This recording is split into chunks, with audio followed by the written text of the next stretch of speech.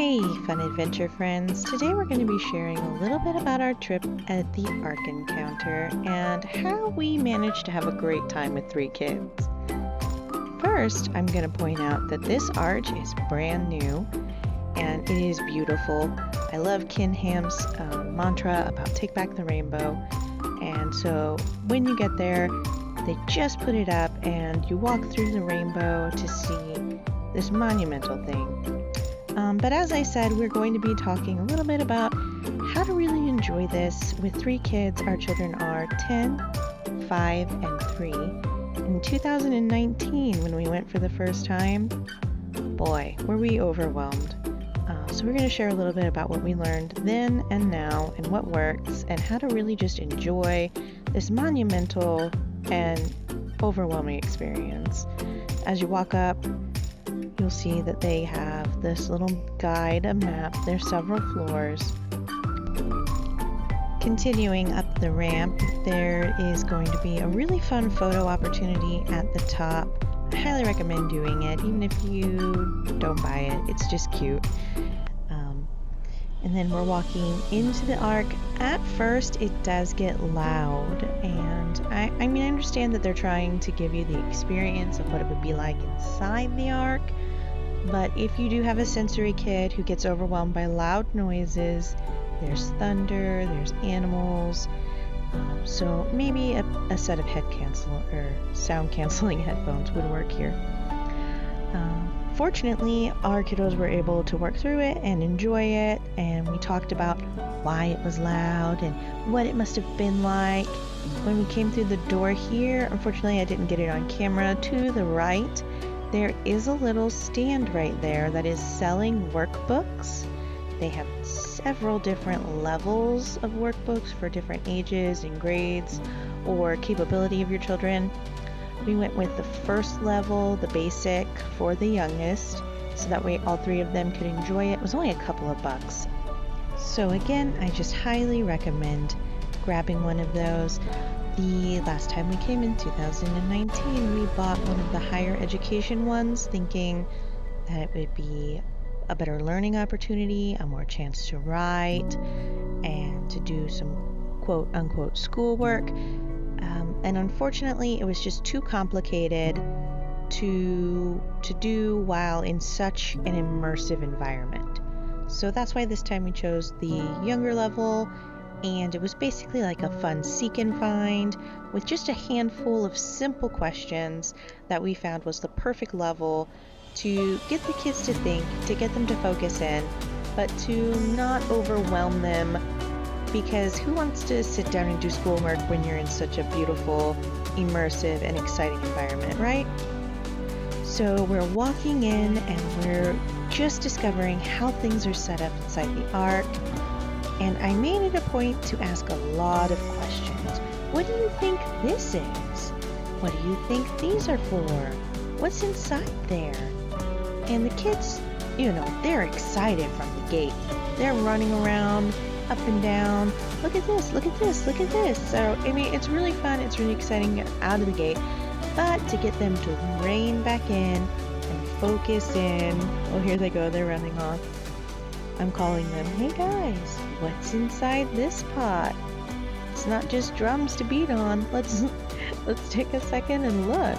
So it's really dark, but I tried my hardest to capture. What was in these pots?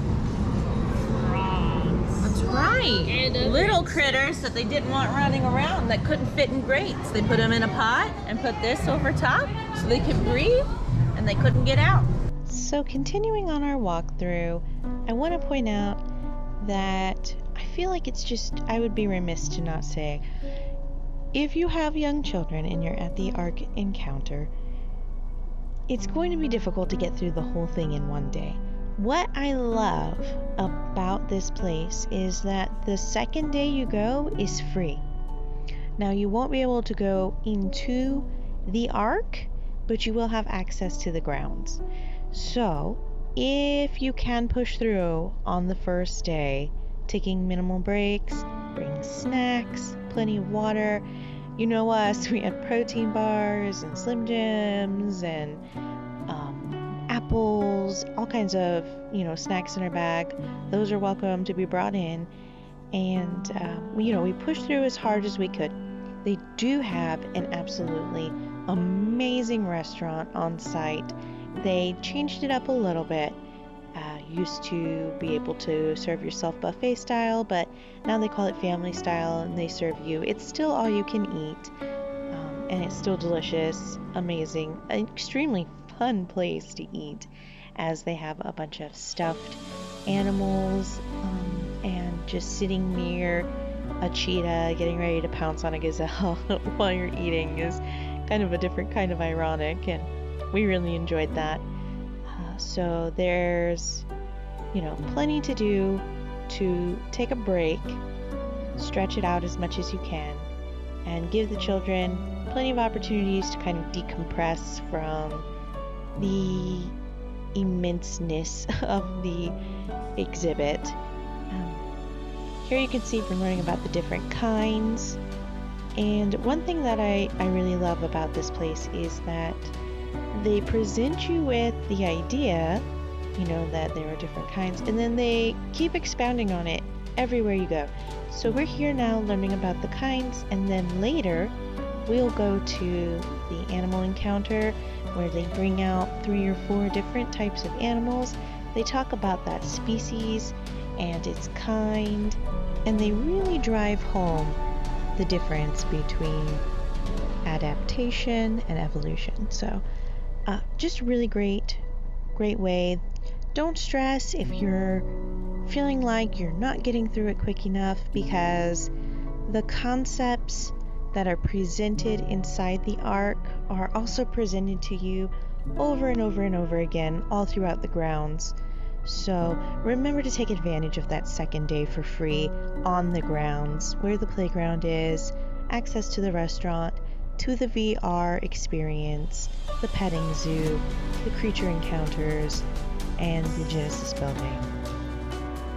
So another thing is, don't forget that in 2021, children, I believe 10 and under, are getting access to the Ark Encounter for free with their paid adults, which is just incredible, something that we haven't seen in the past, and it's really exciting. So if you're planning on going, 2021 is definitely the year to go.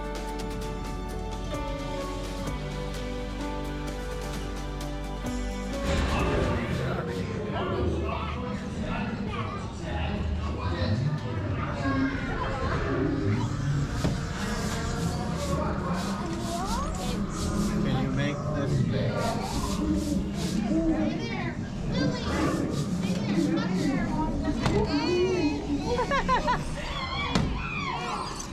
Yeah, you're doing it, Grace. Nailed it. Can you make this face?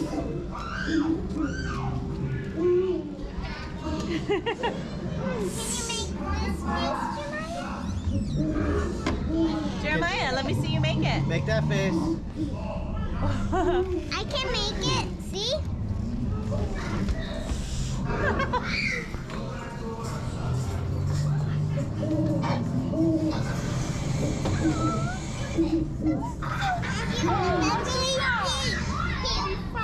So cute.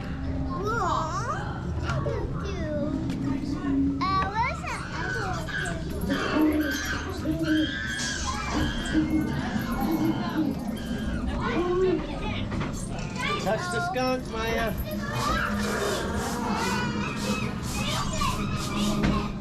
Why does it say touch it? I don't know. I think it's supposed to be like, oh, you get sprayed. Ew. Touch the skunk, Maya. I'm just stuck.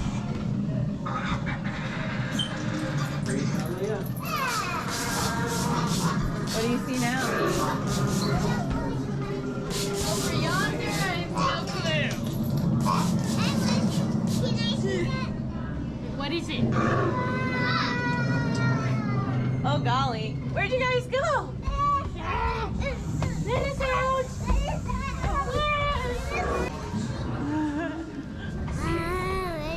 Here's the key.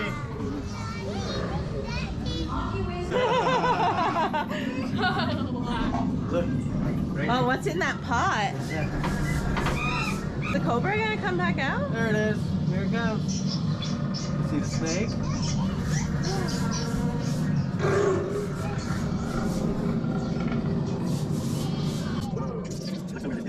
Oh no, let go of this. It's long. There it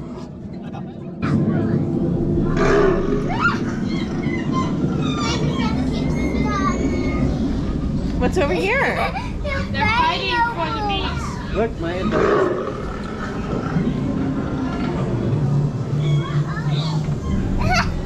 Hey, the monkeys. I think they're monkeys. Monkeys. No, those look like. Oh, I mean, maybe. Okay, looks like monkeys to me.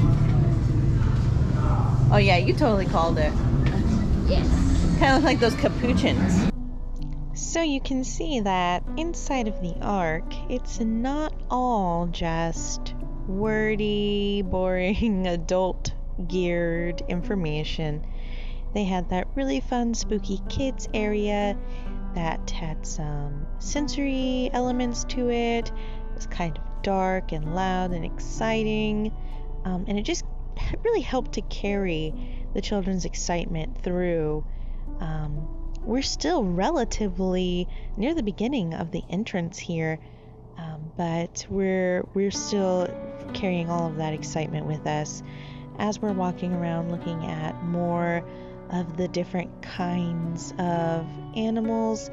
And coming up next, we will be looking at plausible solutions to some of the problems that being in a boat for so long presented to Noah and his family. And I really like that the team here has said that we don't know for a fact this is how it was, but this is a really plausible solution and the most likely way that they handled these problems. So let's take a look at those problems and see what some of the solutions would be. Sam, did you ever wonder how Noah's family fed all of the animals and removed their waste? How did they provide fresh air and water? How did they light the ark? The concepts displayed in these exhibits and models show plausible solutions to the challenges. Let's see what they said about droppings. Smart feeders and slotted floors in the cages combined with a series of angled trays placed beneath them would move the waste of many animals. Oh, look at that. So they didn't fall on top of each other.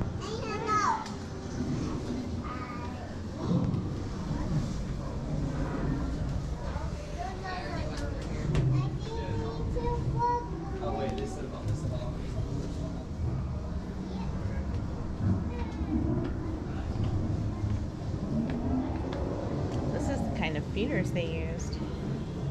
It's a plausible solution. See, step out here. See how there's a walkway there and a tube there? That's what they're showing out here.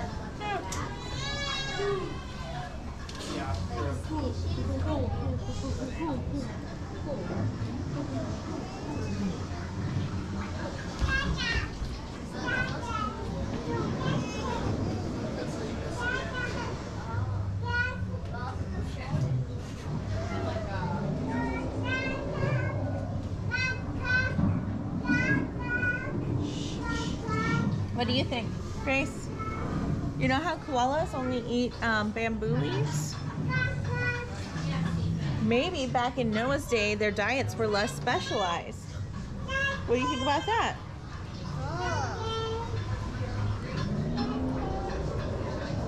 Anteaters in captivity often eat fruit and eggs. Not just ants. Those are some really plausible solutions.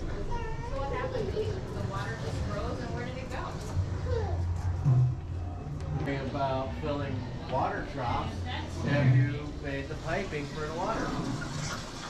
The urine goes over there. Yeah, that's the urine. And that's the dog. That's their pee. And it goes up. And walks down.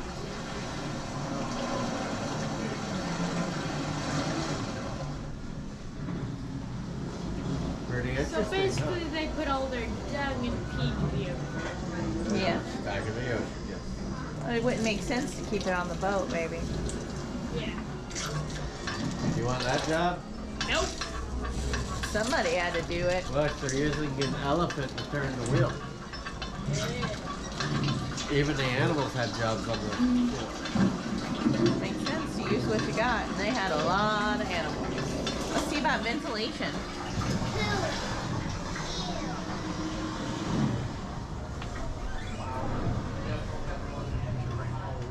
Wave-powered zero fire. Falling waves inside the moon pool pull in fresh air. Okay, that's cool. Rising waves push the fresh air through the shaft to the bottom deck. Fresh air is directed to the lower level, ultimately bringing air to the other decks. Water vents are up there, the water's down there, so when the waves rise, it goes up too and pushes that down there. That's what Mommy was just reading. It's cool. Makes sense sometimes to see the She's pictures. pulling a vacuum. As the water comes down, it vacuums in the air, and then whenever it goes up, it's pressurizing that to force it outward into the cabins. So constant air. How'd they get lighting? Lighting. Okay, that's pretty obvious.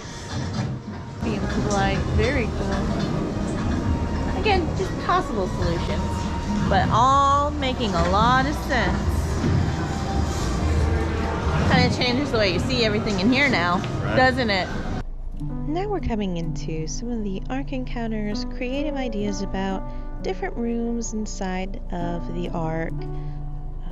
Things like a library and a study, blacksmith, different workshop areas, places where you could get an idea of the tools that they used and the way that they would come up with solutions to problems that would occur while they're on the boat.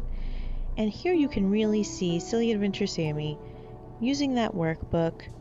It's not the one that's slam-packed with questions, but it's perfect, I feel, for while you're inside the Ark.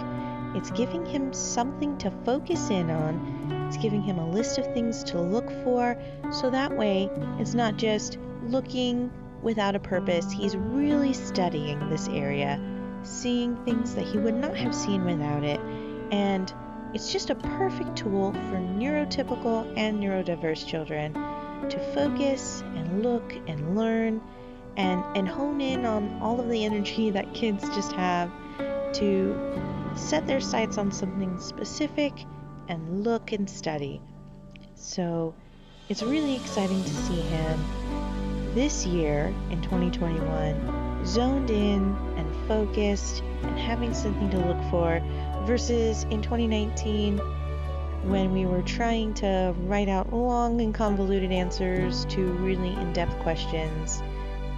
I feel like this younger edition geared book is just perfect for while you're inside the Ark. If you're looking for something to do outside of the Ark afterwards to test their memory or to further expound on some of the info they picked up, then I would go with buying the younger edition for the Ark and the older edition for outside. Here we are still inside, and there is just this yummy bakery with delicious smells driving us crazy. So if cookies and delicious fudge pieces are not in your budget today, then definitely bring snacks for the kiddos, because this area was going to give them a big case of the I wants. So as we're finishing up this video, I want to let you know that what you've seen here is just a drop in the bucket of all of the different little exhibits inside of the Ark Encounter. There were movies and living quarters and parts about the fall, just a ton of little exhibits that we're just not able to put inside this YouTube video. We're already at about 20 minutes, and If we added every minute of video footage that we took while we were at the Ark, you'd be here for an hour and a half. And that was just the parts that we took video. So again, it's huge, just a massive Ark that is filled from top to bottom, several floors, exhibits. One of them did not make this video, which was my favorite, is the Toy Ark exhibit, where they talk about the dangers of using cartoon arcs instead of showing children the plausible arc, the real size. So being in here with your kids is going to change their view of the Ark. It is just the most incredible thing you can do. A lot of atheists go to the Ark Encounter, and if you are an atheist watching this, I'd like to encourage you to go. Nobody's forcing you to believe the exhibits here, but it's really neat to see that we're looking at science that proves the flood happened, and science that shows what kinds are, and a lot of just truth being shared here. So that's really fun. And know that to all of our friends who are watching, that no matter what you believe, that you are loved here, and that we love sharing our travels with you. So quick recap, 2021 is the year to go to the Ark Encounter. Children are going free. The second day is a pass for you that does not allow you to go into the Ark itself, but does give you access to all of the grounds. And we will be sharing more about the petting zoos, the animal encounters, the playground, and the restaurant in our next video. So once again, please support our travels. Please click subscribe, hit the bell notification button so that way you can be up to date with all of our new videos. And thank you so much for sharing these travels with us. Fun Adventure Family approved!